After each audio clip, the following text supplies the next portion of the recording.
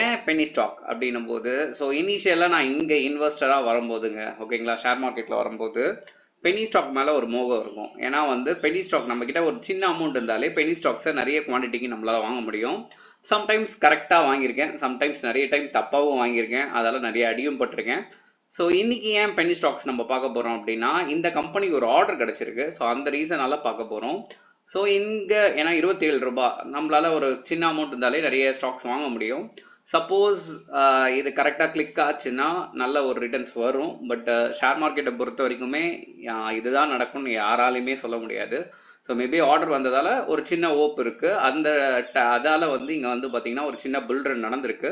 சரி, இதுக்கு முன்னாடி வெறும் ஆர்டரை மட்டும் வச்சு நம்ம இந்த ஸ்டாக்கை ப்ரெடிக்ட் பண்ண போகிறது இல்லை. ஸோ இதோட ஃபண்டமெண்டல் என்ன இருக்குது அப்படின்னு சொல்லிட்டு பார்க்க போகிறோம். ஸோ அதுக்கு முன்னாடி டெக்னிக்கலாக என்ன இந்த ஸ்டாக் நடந்திருக்கு அப்படின்றத ஒரு ஃபுல் கிளான்ஸில் பார்க்க போகிறோம். So first